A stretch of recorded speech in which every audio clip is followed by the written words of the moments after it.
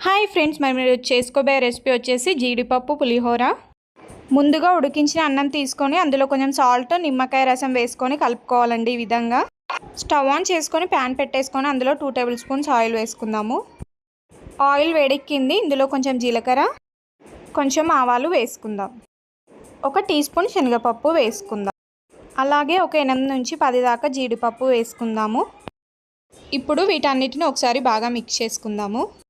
Next ఒక 5-6 పచ్చిమిర్చి వేసుకుందాము. కొన్ని ఆనియన్స్ కూడా వేసుకుందాం.